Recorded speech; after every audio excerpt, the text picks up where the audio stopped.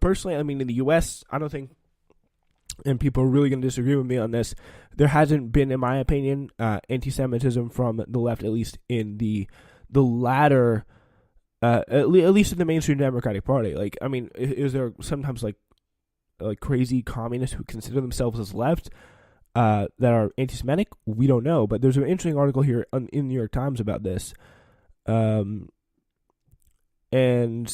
I just don't get it. Yeah. So, like everyone says the far left. But I mean, there has been really, especially in Western Europe, and pretty much all by far right candidates. Like there has been the most serious perpetration of anti-Semitism. Like there's been some really bad stuff, like perpetration of George Soros, prominent Jews in Belgium, I believe, were portrayed as sitting on bags of money in a character float, like bringing callbacks to Nazi days.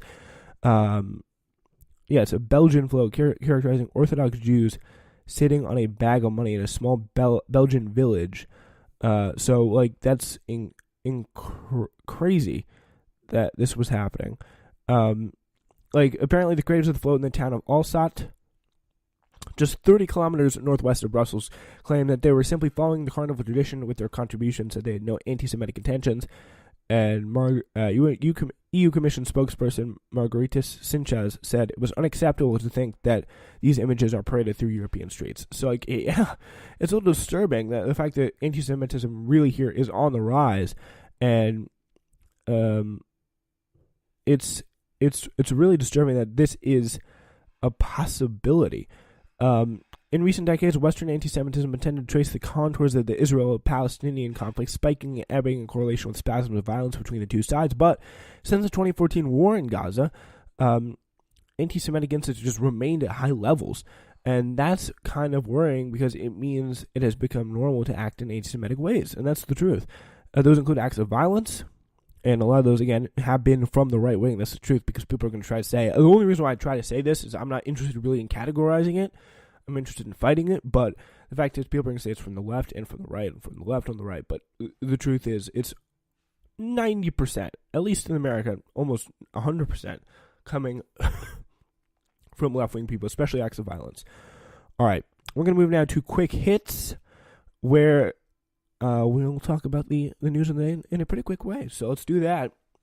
The House passed a bipartisan resolution on Thursday demanding an end to military involvement in Saudi Arabia's war in Yemen.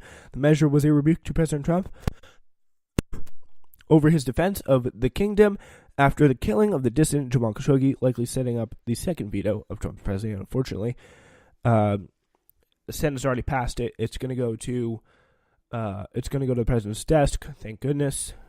He'll at least have the chance to show where he stands. The Church of Jesus Christ of the Latter-day Saints, the Mormon Church, has said it will allow the same-sex couples to be baptized, children of the same-sex couples to be baptized, reversing the 2015 rule that bans such ceremonies, labeling those same-sex marriages as apostates.